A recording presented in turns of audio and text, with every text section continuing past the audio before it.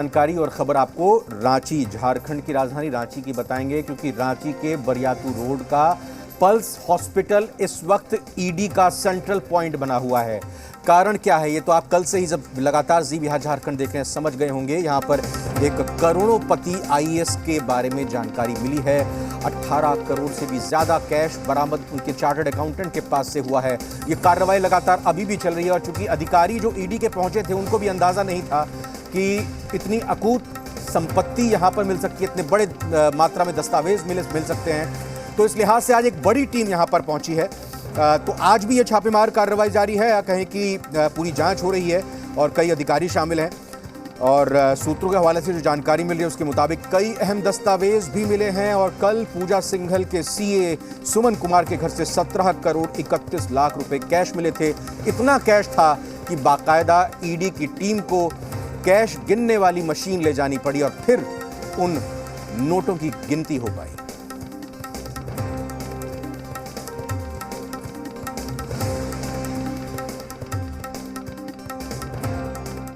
झारखंड की खनन सचिव आईएएस पूजा सिंघल के घर पर आज फिलहाल जो है ईडी का छापेमारी नहीं हो रहा है, मगर उनके अस्पताल में लगातार दूसरे दिन भी ईडी की छापेमारी की जा रही है। और कल जो उनके सीए के घर में छापेमारी की गई थी उन्हीं के फ्लैट का मैं नज़ारा दिखाना चाहूँगा। ये आप देख सकते हैं कि कोको के सोनल मोनिका फ्लैट है। इसी चौथे तल्ले पे उनका 401 नंबर फ्लैट था। इसी पर ईडी की टीम जो है पूजा सिंघल के 25 ठिकानों के साथ साथ उनके सीए जो यहाँ रहते हैं सुमन कुमार, उनके इस फ्लैट में छापेमारी करती है। और कल देर रात तक उनके आवास से लगभग 17 करोड़ 31 लाख रुपए बरामद किए जाते हैं। साथ ही साथ इस फ्लैट से कीमती कागजात और कई अहम जो फाइलें हैं वो बरामद की गई। रेड हुआ यही हमको पता चला और सामने 3 गो गाड़ी है मौजूद।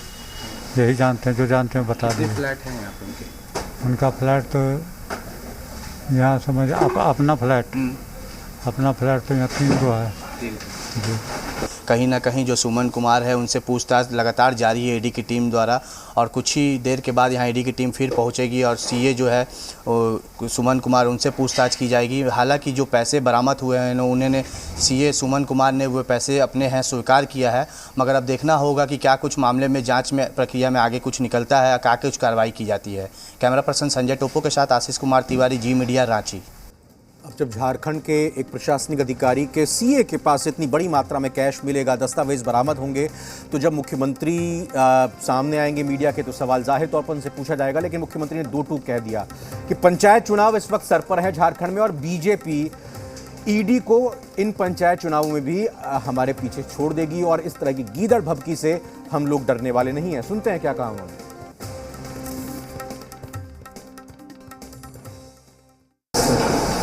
देखिए, ये सब गीदड़ भभकी है, ये हम लोग अपवाद नहीं है। आज के दिन में जो राजनीतिक परिभाषा भारतीय जनता पार्टी करने का प्रयास कर रही है,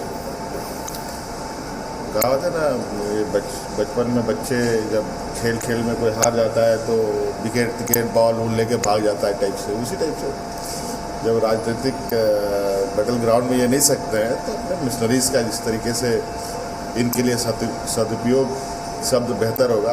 तो इनको जब से हमारी सरकार का गठन हुआ है तब से तरह तरह के हथकंडे अपनाकर और इस राज्य की जो बहुमत की सरकार है, इसे जनता ने चुना है, इसको अस्थिर करने के लिए निरंतर प्रयास करती रहती है। कि इनके नेता तो बड़े बड़े नेता जो कहते हैं कि इनको इस्तीफा देना चाहिए, इस्तीफा दे देना चाहिए, सरकार गिर जाएगी, यही इनका ये रह गया है।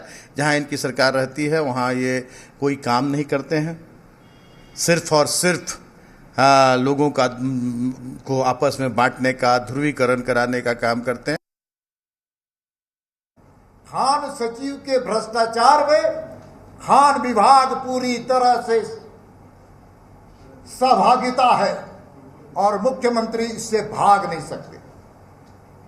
इसलिए ईडी से मैं सरकार केंद्र के जो ईडी संस्था उनसे भी मैं अनुरोध कर रहा हूं कि इस जांच के दायरे को बढ़ाने का काम कीजिए।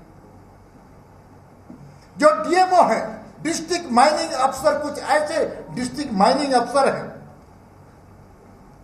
जो अवैध कमाई करके अवैध स्थान पर पहुंचाने का काम करते थे।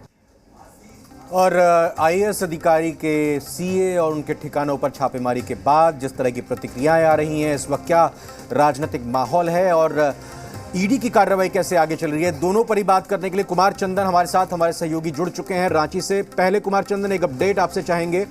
कल पहले दिन तो 17 करोड़ से ज्यादा कैश मिला और स्वीकार सीए खुद कर रहे हैं कि मेरा पैसा है। आज की तारीख में जो ईडी के अधिकारी पहुंचे हैं, क्या कुछ मिल रहा है दस्तावेजों में, क्या कुछ पता चल पा रहा है? जी देखिए, दूसरे दिन भी ईडी के अधिकारी दस्तावेज को खंगालने में जुटे हुए हैं और आईएएस पूजा सिंघल के जो सीए हैं, देर रात में उनके भाई को पुलिस अपने साथ रिटेन की थी। ईडी की टीम ने रिटेन किया था, लेकिन देर रात उन्हें छोड़ दिया।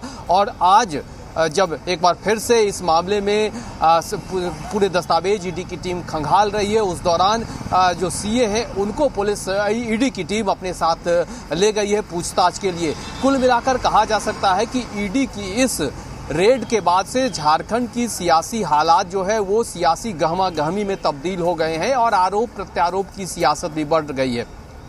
इस ईडी की रेड के बाद मुख्यमंत्री ने जिस तरह से सीधे सीधे कहा कि ये गीदड़ भभकी है, और दूसरी तरफ उन्होंने जो इस शब्द कहा है कि जब बीजेपी आमने सामने से अपने विरोधियों से नहीं सकती है तो केंद्रीय एजेंसियों का सदुपयोग करती है। मुख्यमंत्री ने सदुपयोग शब्द का इस्तेमाल किया है, यानी कि वो सीधे सीधे आरोप लगा रहे हैं कि बीजेपी केंद्रीय एजेंसियों के जरिए इस तरह से सरकार को परेशान करने की कोशिश कर रही है। दूसरी तरफ बीजेपी भी आक्रामक है और वो इस मामले में सरकार को घेरने की कोशिश कर रही है। साथ ही बीजेपी का ये कहना है कि केंद्र सरकार ने इस तरह से कार्रवाई करके जो भ्रष्टाचार है उस पे अंकुश लगाने की दिशा में कदम बढ़ाया है। तो कुल मिलाकर कहा जा सकता है कि जिस तरह से आरोप और प्रत्यारोप की सियासत शुरू हुई है, निश्चित तौर पे ये अपनी जगह, लेकिन दूसरी तरफ दूसरे दिन भी ईडी की जो रेड है वो जारी है। पूरे दस्तावेज को ईडी की टीम खंगालने में जुटी हुई है। एक चीज़ और जो इन बयानों से, इन प्रतिक्रिया से सामने आई, मुख्यमंत्री हों चाहे मिथिलेश ठाकुर मंत्री हों, दोनों ने ये ज़रूर कहा कि एक तरह से केंद्र सरकार जो non BJP non NDA government है उनके खिलाफ इन एजेंसीज़ का सदुपयोग करती है। लेकिन जो ये 17 करोड़ का कैश मिला है एक आईएएस अधिकारी के चार्टर्ड अकाउंटेंट, ये इतने बड़ी मात्रा में किसी के पास भी अगर कैश मिलता है, इस पर कुछ भी प्रतिक्रिया नहीं दी। और दूसरी चीज़ ये भी कि ये तो एक तरह से दीपक प्रकाश प्रदेश अध्यक्ष उन्होंने कह दिया कि दायरा बढ़ाया जाना चाहिए ईडी का, इस ईडी की जांच का।